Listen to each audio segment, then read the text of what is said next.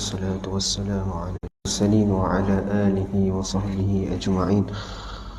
رب اشرح لي صدري ويسر لي أمري واحلل عقدة من لساني يفقه قولي. سبحانك لا علم لنا إلا ما علمتنا إنك أنت العليم الحكيم. ولا حول ولا قوة إلا بالله العلي العظيم. Assalamualaikum warahmatullahi wabarakatuh.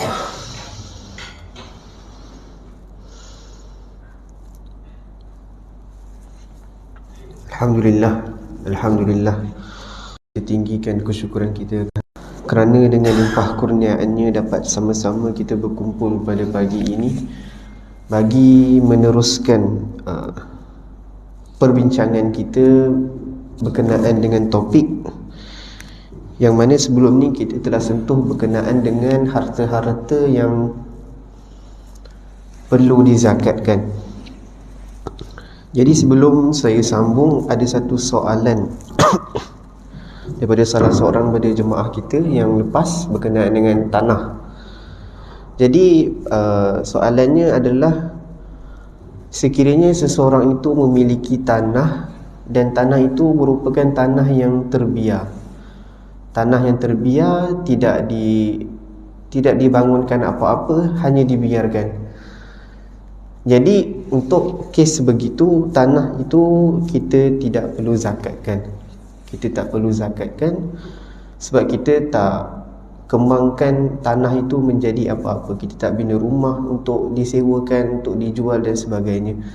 Jadi kita tak ada zakat tanah. Jadi kalau tanah tu terbiar, kita tidak zakatkan.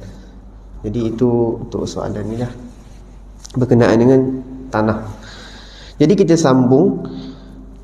Pada hari ini kita akan sambung topik ataupun subtopik seterusnya, iaitu zakat pertanian. Zakat pertanian. Zakat pertanian ni ada satu hadis yang Nabi SAW bersabda yang bermaksud, pada tanaman yang diairi dengan air hujan, mata air atau air tanah, maka zakatnya 10%, seper-10. Adapun yang diairi dengan menggunakan tenaga, maka zakatnya 1/20 ataupun 5%. Hadis riwayat Bukhari. Jadi itu ada satu hadis yang menceritakan tentang zakat pertanian. Jadi sebelum kita masuk kepada cara untuk membayar zakatnya, menurut Dr. Yusuf Al-Qaradawi almarhum, beliau telah menjelaskan bahawasanya semua tanaman diwajibkan zakat. Ini pendapat beliau. Jadi pendapat Dr. Yusuf Al-Qaradawi, semua tanaman kita perlu zakatkan dalam konteks hari ini. Saya tak pasti sebab kalau saya rujuk di PPZ, Pusat Pungutan Zakat Wilayah, diorang tak kutip lah zakat pertanian ni sebab memang tak ada pertanian pun dekat Kuala Lumpur. Jadi saya tak pasti macam mana dengan lembaga zakat di kawasan yang lain, di negeri yang lain, sama ada mereka mengambil kira sebahagian tanaman ataupun keseluruhan tanaman. Tapi ala kulli hal, zakat pertanian ni, kalau kita nak cerita pasal nisab dia, ada satu hadis yang lain daripada hadis riwayat Bukhari. Nabi SAW bersabda yang bermaksud, dan tidak ada zakat pada kurang daripada 5 ausuk. 5 ausuk ni bersamaan dengan 363 gantang. 363 gantang di Malaysia. Kalau kita nak tukar kepada kilogram, dia lebih kurang 1,300 kilogram. Jadi itu adalah nisab untuk pertanian, tanaman kita. Jadi zakat pertanian ni dia dikecualikan daripada haul. Kan sebelum ni kalau kita nak kira zakat, kita tunggu setahun. Tapi zakat pertanian dia dikecualikan haul, sebab kita nak bayar zakat tu masa kita nak menuai tu. Masa kita nak menuai baru kita bayar zakat. Dan kita tak perlu tunggu setahun lah, sebab kalau tunggu setahun, hikmahnya mungkin hasil yang kita tuai itu boleh jadi rosak lah kalau kita nak tunggu setahun. Jadi kita kecualikan haul daripada zakat pertanian. Jadi kita zakatkan setelah kita menuai hasil tersebut. Jadi tanaman-tanaman yang cukup nisab ni hendaklah dibayar zakatnya mengikut peratus penghasilan. Mengikut peratus penghasilan. Dan peratus tu dia berbeza-beza, seperti mana hadis yang saya sebutkan, yang dalam hadis yang saya sebutkan tadi, yang di mana Nabi kata kalau tanaman tu dia diairi dengan air hujan, maka zakat yang perlu dibayar adalah 10%. Maksudnya kita tak gunakan tenaga kita untuk kita airi tanaman tersebut. Kalau kita guna tenaga kita, contohnya tenaga manusia, ataupun kita guna khidmat binatang, kita gunakan binatang untuk uruskan tanaman kita. Kalau kita guna tenaga kita ataupun kita guna haiwan, maka peratus yang perlu bayar adalah hanya 5%. Dia kurang, sebab kita dah keluarkan tenaga kita, kita dah keluarkan macam-macam modal untuk kita uruskan pertanian kita, dia jadi 5% sahaja. Manakala kalau contoh kita campur dua-dua metod, kita guna air hujan, kita guna air sungai, kita guna tenaga kita guna haiwan, jadi bercampur metod ni, maka peratus yang dikeluarkan adalah 7.5%. Kita ambil tengah-tengah antara 5 dengan 10%. Okey. Adapun kalau pertanian tu kita gunakan sebagai, ataupun kita buat sebagai pertanian komersial, kita buat bisnes dengan tanaman tersebut, maka di situ kita ada pilihan sama ada kita nak bayar pakai zakat pertanian ataupun kita guna zakat perniagaan. Kalau zakat perniagaan, hasil jualan tu kita zakatkan lah, selepas tolak kos dan sebagainya. Jadi kalau kita ada tanaman, kita boleh pilih sama ada kita nak bayar pakai zakat perniagaan ataupun zakat pertanian. Biasanya kalau barang-barang asasi kita pakai zakat pertanian. Manakala tanaman-tanaman yang bukan asasi kita pakai zakat perniagaan. Tapi bergantunglah. Dia ada dua. Okey, itu berkenaan dengan zakat pertanian secara ringkas. Sekarang kita masuk kepada zakat ternakan. Zakat ternakan.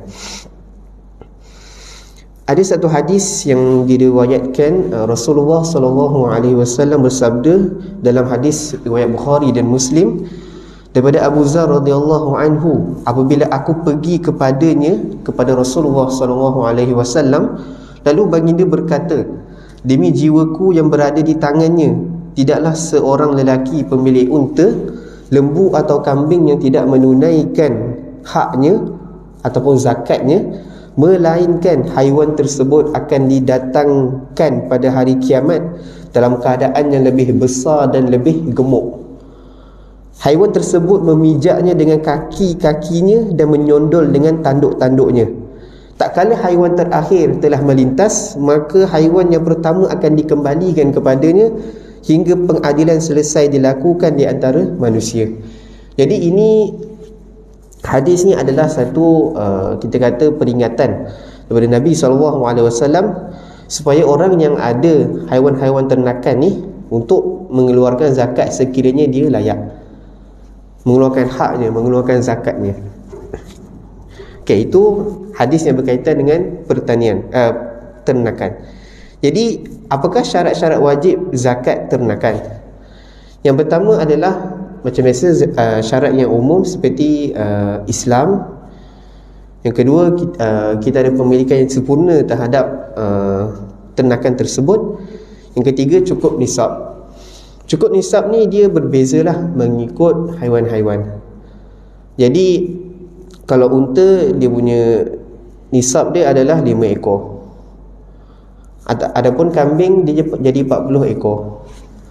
Kalau lembu, dia nisab dia adalah 30 ekor. Jadi nak katanya saya tak akan pergi secara terperinci. Cumanya setiap haiwan yang perlu dizakatkan dia ada nisab yang berbeza. Lembu lain, kambing lain, unta lain.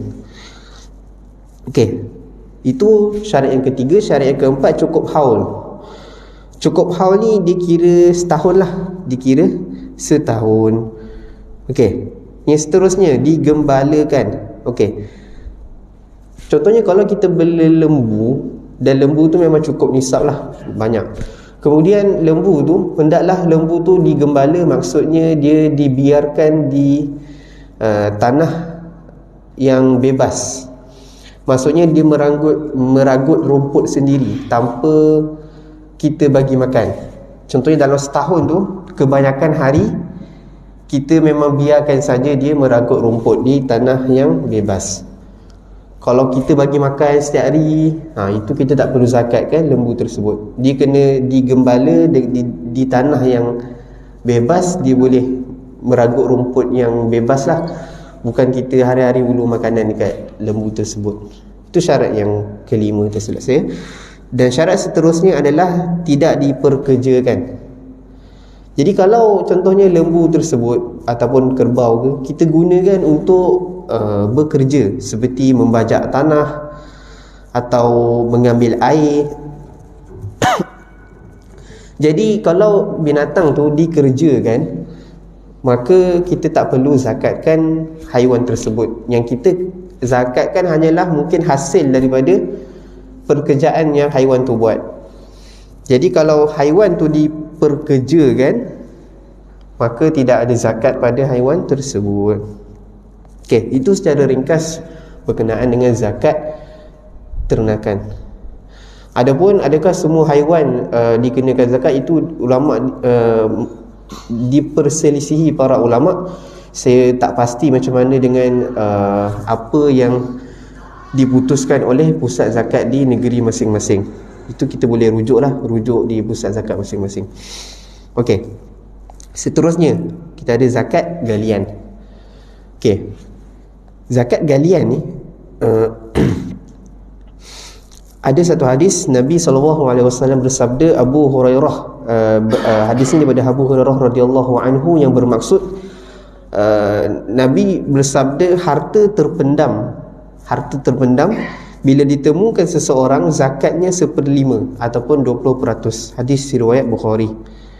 Dan dalam hadis yang lain, Nabi SAW pernah ditanya tentang harta yang hilang dan dijumpai, lost and found. Ada harta yang hilang dan dijumpai.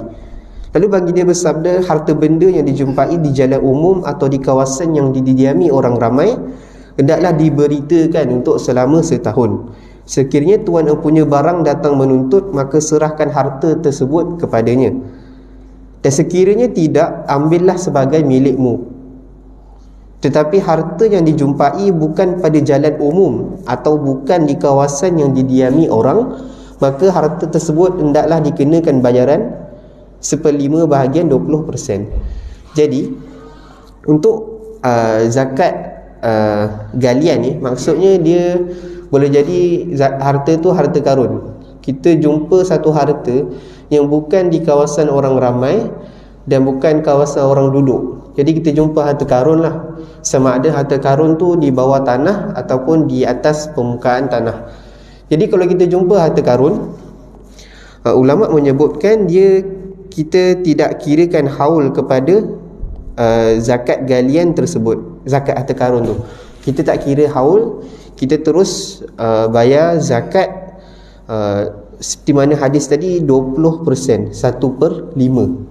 Jadi kalau kita jumpa harta karun, kita bayar zakat 1/5 daripada harta tersebut. Kita tak payah tunggu nisab, kita hanya perlu bayar apa yang kita jumpa tu, kita bahagi 1/5, kita zakatkan.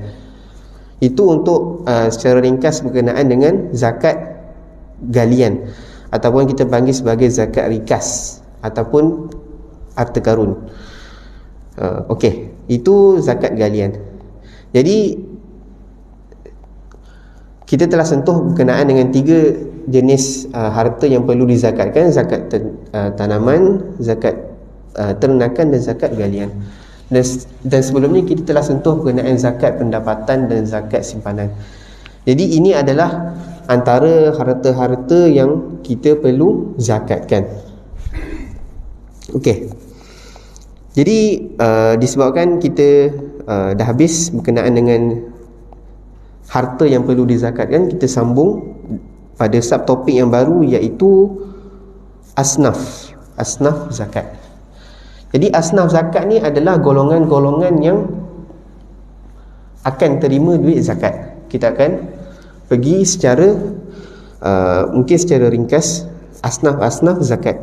Jadi Allah Subhanahu wa taala berfirman, a'udzu billahi minasyaitonir rajim, innamas shadaqatu lil fuqara'i wal masakin wal 'amilina 'alaiha wal mu'allafati qulubuhum.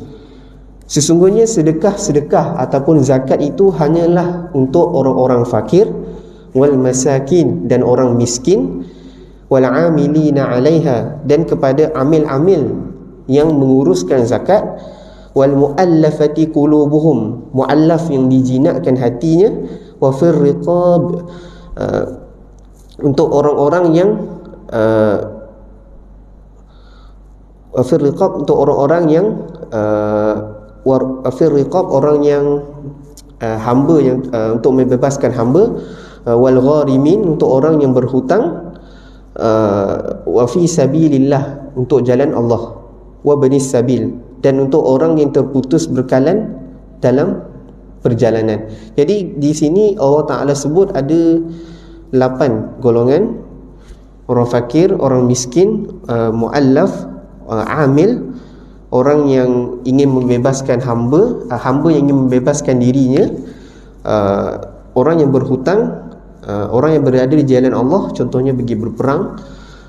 Yang ke-8, orang yang terputus berkalan, musafir yang terputus berkalan. Jadi ada 8 golongan. Jadi kita akan go through satu-satu, insya-Allah. Okey. Jadi yang pertama adalah fakir dan miskin. Jadi fakir dan miskin ni dia ada definisi yang pelbagai. Ada ulama mazhab yang menyebut fakir itu sama dengan miskin, definisi dia. Dan ada yang kata miskin tu dia lagi susah daripada fakir. Cumanya kita di Malaysia, kita memakai definisi yang fakir lebih susah daripada miskin. Ini adalah pendapat ulama mazhab Syafi'i dan mazhab Hambali. Jadi golongan fakir ni secara umumnya lebih susah daripada golongan miskin. Jadi untuk kita definisikan golongan fakir ni, untuk kita definisikan secara mudah, golongan fakir ni adalah golongan yang kalau keperluan harian dia memerlukan 100% lah, dia perlukan RM100 untuk keperluan seharian, tetapi dia tidak mempunyai apa-apa pekerjaan ataupun harta. Dan kalau dia ada pekerjaan pun, hasil pendapatan daripada kerja dia tidak mencapai 50% daripada apa yang dia perlukan. Jadi kalau dia perlukan RM100 sehari contohnya, dia hanya boleh dapat RM40 contohnya. Kurang daripada 50%, kurang daripada RM50. Jadi dia hanya ada RM30 dalam keadaan dia memerlukan RM100. Dan keperluan yang kita maksudkan adalah, yang pertama keperluan makanan, yang kedua keperluan pakaian, dan yang ketiga keperluan kediaman. Jadi tiga-tiga keperluan ni dia tak cukup. Dia hanya hanya boleh dapat kurang daripada 50% daripada apa yang dia perlukan. Jadi golongan ni kita sebut sebagai golongan fakir. Okey. Miskin pula. Miskin ni dia sama juga, dia ada pekerjaan, tapi pendapatan dia tak mampu untuk capai 100% daripada keperluan yang dia perlukan. Contoh, dia perlukan RM100, tapi dia ada ataupun dia boleh dapat RM80 ataupun RM70 je. Dia lebih daripada 50%, tapi dia tak sampai 100%. Ini kita kategorikan sebagai miskin. Jadi untuk golongan, kedua-dua golongan ni, kita akan beri zakat yang mencukupi keperluan seumur hidup. Mencukupi keperluan yang kita sebutkan tadi, keperluan makanan, pakaian, penginapan, seumur hidup. Dalam keadaan kita cubalah untuk keluarkan dia daripada belenggu kemiskinan. Tapi kalau zakat yang kita nak beri tu, kita beri untuk kecukupan dia seumur hidup, mengikut jangka hayat manusia biasalah, ikut uruf tempat tu. Dan kalau kita nak bagi perhatian lagi, keinginan berkahwin juga menjadi satu keperluan dalam mazhab kita. So kalau orang miskin tu, orang fakir tu, dia nak kahwin, jadi keperluan untuk berkahwin tu juga termasuk dalam keperluan yang boleh kita bantu dengan zakat. Itu dalam mazhab kita. Okey. Jadi kalau kita nak tengok balik sejarah, memang adalah golongan-golongan fakir atau golongan miskin pada zaman Nabi SAW. Kalau ketika zaman di Mekah dulu, kita ada Abdullah bin Mas'ud, kita ada keluarga Ammar bin Yasir. Kalau di Madinah dulu, ada satu golongan yang terkenal, iaitu golongan Ahlus Suffah. Ahlus Suffah ni orang yang mendiami masjid Nabi. Dan antara ahli Suffah yang terkenal adalah Abu Hurairah radhiyallahu anhu. Abu Hurairah ni, dia punya susah tu, dia sampai diikat perut dia dengan batu sebab dia nak tahan lapar. Jadi golongan-golongan ni sudah ada di zaman Nabi SAW. Kemudian dibantulah, diberi pekerjaan dan sebagainya. Jadi kalau kita tengok konteks hari ni pula, dalam konteks hari ni, golongan fakir kita boleh kata sebagai golongan yang miskin tegar. Jadi kalau dalam perbahasan hari ini, kalau kita kata miskin tegar ataupun miskin mutlak, maksudnya adalah orang fakir. Manakala orang miskin tu kita panggil sebagai miskin sahaja. Itu dalam konteks perbincangan hari ini. Jadi setiap daripada golongan ni, dia ada had al-kifayah. Had al-kifayah ini satu istilah yang digunakan oleh Ustaz Zakat untuk menunjukkan tahap kecukupan, nak ukur tahap kecukupan orang-orang fakir dan miskin. Kita panggil sebagai had al-kifayah. Okey. Jadi kalau kita nak go through lagi dalam keperluan asas golongan fakir dan miskin ni, had kifayah dia, had kecukupan dia, kita akan pecahkan kepada 6 aspek. 6 aspek. Yang pertama tadi makanan, yang kedua tempat tinggal, yang ketiga pakaian. Itu 3 tadi, tapi dia kalau nak go lagi detail, dia sebenarnya ada 6. Yang keempat adalah pendidikan. Pendidikan pun dibantu. Yang kelima rawatan. Rawatan juga dibantu. Dan yang keenam adalah pengangkutan. Jadi ada 6 aspek keperluan dalam hidup manusia: tempat tinggal, makanan, pakaian, rawatan, pendidikan dan pengangkutan. Jadi Ustaz Zakat akan bantu dari 6 aspek ni lah golongan fakir dan miskin dalam ke-6 aspek tersebut. Dan suka untuk saya ingatkan, ada satu peringatan lah daripada Nabi SAW. Antara 7 pesanan yang Nabi pernah pesan kepada Abu Zar radhiyallahu anhu, iaitu sukailah orang-orang miskin dan dekatilah mereka. Jadi dalam pada kita membahaskan tentang golongan asnaf ni, ada Nabi pesan supaya kita sukailah orang-orang miskin. Jadi anjuran ni adalah supaya kita, kalau kita sukai orang miskin, kita akan cuba untuk cari jalan untuk membela nasib orang miskin dan mengeluarkan mereka daripada belenggu kemiskinan. Boleh jadi kita kalau kita tak bantu dari segi bayar secara direct pun, kita mungkin akan berusaha untuk meningkatkan perniagaan kita, meningkatkan keuntungan perniagaan kita. Sebab lagi banyak harta yang kita ada, lagi banyak zakat yang kita boleh keluarkan. Lagi banyak zakat yang kita boleh keluarkan, lagi banyak keluarga fakir miskin yang kita dapat bantu. Jadi pesanan Nabi ni boleh untuk kita jadikan sebagai turutan ataupun pedoman untuk kita sukai orang miskin dan dekati orang miskin, untuk kita faham kesusahan mereka. Jadi itu sedikit sebanyak berkaitan dengan fakir dan miskin. Okey, seterusnya tadi ada 8. Kita dah sentuh fakir dan miskin. Jadi yang ketiga yang disebutkan dalam ayat Quran tadi, amil wal amilina 'alaiha, dan amil yang menguruskan zakat. Jadi amil ni secara mudahnya mereka yang terlibat secara langsung dengan institusi zakat, sama ada individu atau organisasi bagi mengurus dan mentadbir hal ehwal zakat. Okey. Contoh ini mudahlah, maksudnya kalau dia jadi amil, maksudnya dia berhaklah terima zakat. Cumanya kalau contohlah amil tu dia ada orang bayar zakat kat dia, kemudian dia ada duit baki, seorang tu kena bayar 70 kot, jadi dia bayar 100 contoh, ada baki RM30. Boleh ke tak amil tu dia ambil duit baki tersebut? Jadi dalam permasalahan ini Allah Subhanahu Wa Taala berfirman, wa may yaghlul ya'ti bima ghalla yaumal qiyamah, dan sesiapa yang berkhianat atau menggelapkan sesuatu, ia akan membawa bersama pada hari kiamat kelak apa yang dikhianati itu. Okey, itu firman Allah.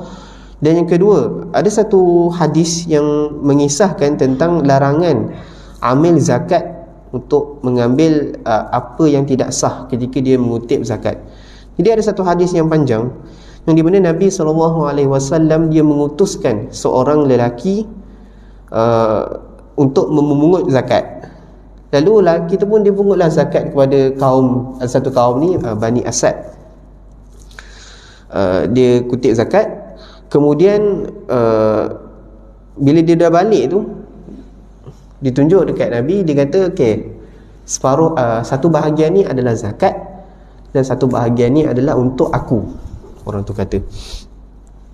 Lalu baginda pun berdiri di mimbar, baginda memuji Allah Subhanahu Wa Taala, dan baginda bersabda, cubalah dia duduk saja di rumah ayahnya atau ibunya dan menunggu adakah akan ada yang memberikan kepadanya hadiah.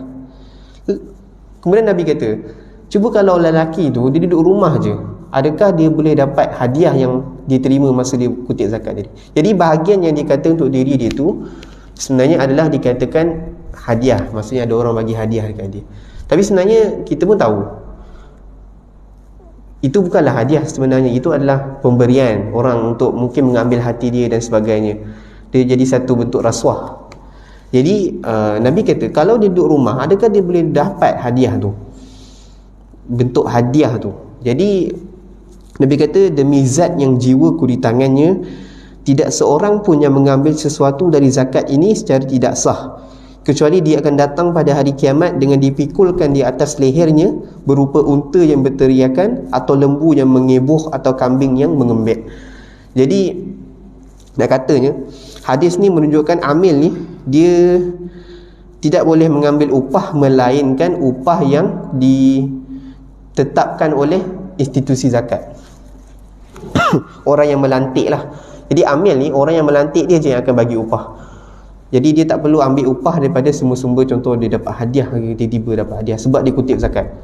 Kalau hadiah saja tu tak apalah, ni memang sebab dia kutip zakat. Sebab Nabi kata kalau dia duduk rumah, dia dapat tak hadiah tu? Kalau tak dapat, maksudnya ada something lain lah kenapa dia dapat tu. Jadi dengan kata ni, menurut Imam Nawawi, para amil tidak berhak menuntut lebih daripada kadar upah yang telah ditetapkan oleh pihak yang melantiknya sebagai amil. Jadi kalau amil ni dia kutip zakat dan dia ambil apa yang ditetapkan oleh orang yang melantiknya sahaja. Jadi cumanya kalau kita tengok hari ni, kalau kita tengok yang ayat tadi, amil ni memang 1/8 daripada asnaf zakat. Tapi hari ini kalau saya rujuk kepada pusat pungutan zakat di wilayah, diorang akan kira 1/8 tu dia akan pecah jadi 5 bahagian. 1/8 tu pecah 5. Jadi amil dia hanya dapat 1/5 daripada 1/8. Maksudnya 1/12. So amil kalau yang ikuti zakat tu, kiraannya dia akan dapat 1/12, lagi 4/12 dia akan bagi kepada Baitul Mal ataupun institusi zakat lah untuk uruskan. Orang yang kutip tu dia dapat 1/5 daripada 1/8 ataupun 1/12. Okey. Jadi contoh kalau dalam kes tadi, kalau yang bayar zakat tu dia bagi duit lebih dan dia memang tak nak ambil baki pun, jadi amil tu bolehlah kita kata masukkan baki tu dalam tabung masjid ataupun kita derma kepada fakir miskin, ataupun dia campurkan dengan wang zakat yang lain. Jadi dia tak boleh ambil lah, dia kena buat benda lain. Okey, itu sedikit sebanyak berkaitan dengan amil. Okey, okey, mungkin ni last berkaitan dengan muallaf. Okey, muallaf ni kita memang faham muallaf ni orang yang baru masuk Islam, tapi dia ada sedikit perincian. Okey, yang pertama, Imam Ibn Kathir mengatakan bahawa wal muallafati qulubuhum, antaranya adalah orang yang diberikan zakat supaya hati mereka menjadi lunak dan memeluk agama Islam. Maksudnya orang yang terima zakat muallaf ni dia belum Islam lagi. Ini seperti mana yang diriwayatkan daripada Safwan bin Umayyah radhiyallahu anhu daripada hadis riwayat Muslim. Maksudnya ini Safwan sebut Rasulullah SAW, Safwan ni seorang sahabat lah, Rasulullah SAW pernah memberikanku zakat selepas perang Hunain, dan ketika itu baginda adalah orang yang paling aku benci. Ini disebut baginda Nabi merupakan orang yang paling dibenci. Kemudian Nabi bagi dia zakat. Baginda terus menerus memberikanku sehinggalah baginda menjadi orang yang paling aku cintai. Jadi disebabkan pemberian zakat tu, orang tu menjadi lunak kepada Islam. Jadi Imam Ibn Kathir sebut antara mu'allaf yang kita boleh bagi zakat ni adalah orang yang kalau kita bagi, hati dia akan lunak dan memeluk agama Islam. Itu yang pertama. Dan menurut Wahbah Az-Zuhaili, Dr. Wahbah Az-Zuhaili, mu'allaf ialah mereka yang lemah hatinya terhadap Islam lalu diberikan zakat untuk menguatkan pegangan mereka terhadap Islam. Okey, ini contoh mu'allaf yang lain. Dia lemah terhadap Islam, kalau kita berikan zakat, Islam dia jadi kuat. Maksudnya kita boleh kata dia mu'allaf lah. Mu'allaf yang kita faham sekarang, orang tu dia baru peluk Islam. Dia baru peluk Islam, tapi keislaman dia tak kukuh. Jadi kita boleh bayar zakat untuk bantu dia mengukuhkan keyakinan dia terhadap Islam. Jadi tadi kita dah bincang dua definisi mu'allaf. Yang pertama orang kafir yang hati dia lunak kepada Islam, dia cenderung kepada Islam tapi dia belum Islam lagi. Bagi zakat sampai dia cenderung dan masuk Islam. Itu yang pertama. Yang kedua, orang Islam mu'allaf, orang kafir yang masuk Islam tapi Islam dia tak kuat, so kita bagi duit zakat. Okey,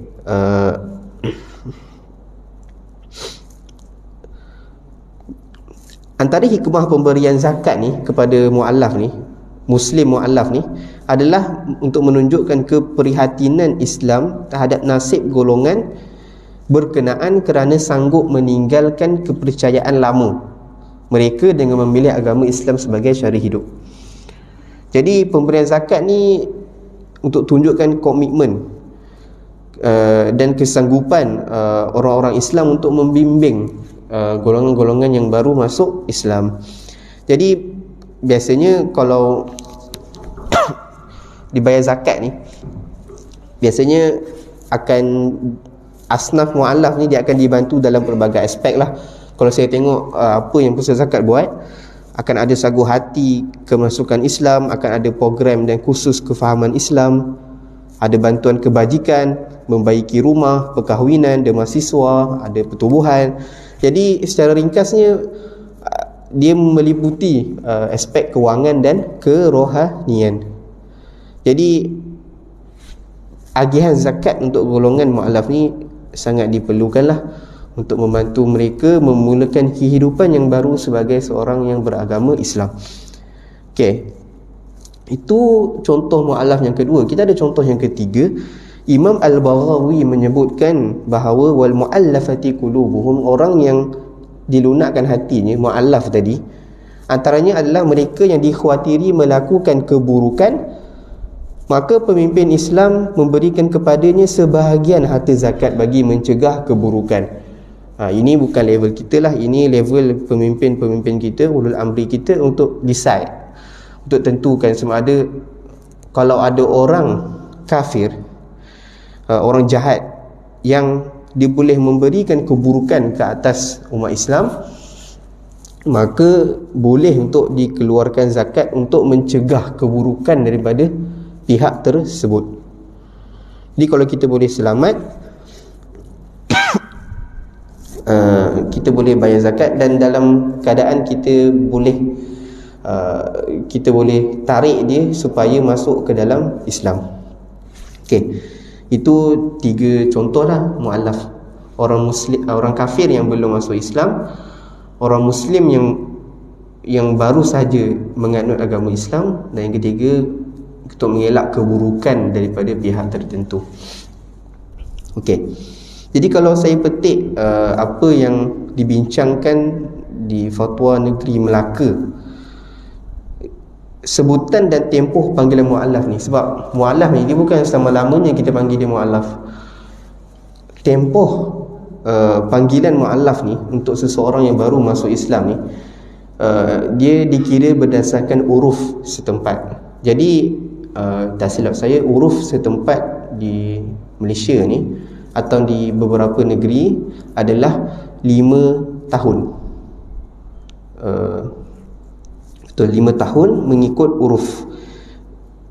Dia mula daripada tarikh dia daftar sebagai orang yang beragama Islam, dengan syarat mereka telah mengikuti kelas-kelas bimbingan Islam yang diiktiraf dan dianjurkan oleh majlis agama. Jadi mu'allaf ni kita kata tempoh dia 5 tahun lah. Jadi dalam tempoh 5 tahun ni dia layak dikategorikan sebagai asnaf mu'allaf. 5 tahun untuk orang yang baru masuk Islam, 5 tahun. Jadi dalam tempoh 5 tahun ni dia akan dibantu dengan bantuan-bantuan kewangan untuk menguatkan agama Islam. Dia akan diberi bimbingan oleh ustaz-ustaz atau ustazah untuk faham tentang agama Islam. Dan selepas 5 tahun dia dah keluarlah daripada asnaf mu'allaf tadi, dan boleh jadi dia akan masuk kepada golongan asnaf yang lain, contohnya fakir miskin dan sebagainya. Tapi itu kiranya dah habislah tempoh sebagai asnaf mu'allaf. Dan sikit tambahan, Yusuf Al-Qaradawi pernah menegaskan bahawa hukum mu'allaf ni dia tidak bersifat kekal dan berterusan, dan tidak semua yang menjadi mu'allaf adalah sentiasa menjadi mu'allaf pada zaman-zaman yang lain. Maksudnya ketetapan seseorang tu dikira sebagai mu'allaf yang saya sebutkan 3 tadi, dia bergantung kepada zaman, mengikut kebijaksanaan oleh amri ataupun institusi zakat lah untuk menentukan sama ada dia mu'allaf ataupun tidak. Jadi mu'allaf zaman dulu mungkin tak sama dengan mu'allaf zaman sekarang. Dia terbuka kepada banyak definisi baru, bergantung kepada kebijaksanaan ulil amri, ulama-ulama setempat pada ketika itu. Jadi kita telah selesai berkenaan dengan mu'allaf. Kita dah sentuh berkaitan dengan fakir, yang kedua miskin, yang ketiga amil, yang keempat mu'allaf. Jadi insya-Allah kita akan sambung asnaf zakat yang lain pada kelas yang ataupun sesi yang akan datang, insya-Allah. Jadi kalau ada soalan saya buka. Kalau saya tak dapat jawab, saya kumpul dulu, saya akan jawab kelas akan datang. Yang ternakan tadi kan, kalau yang feedlot tu dia tak masuk dengan zakat ternakan. Yang apa? Feedlot, orang ternak secara feedlot bagi makan. Dia bagi makan tu kita tak zakatkan. Kita mungkin kita zakatkan, tapi bukan zakat ternakan. Kita bayar zakat perniagaan. Perniagaan lah, kita kira perniagaan. Dia ada 100 ekor lembu. Dia ada 100 kan, kita bagi makan kan. Lepas tu kita buatlah jual ke apa kan. So jualan tu kita masuk dalam zakat perniagaan lah. Bukan zakat ternakan. So kita bagi makan. Tak semua yang ada lembu kena zakat lah. Tak semualah.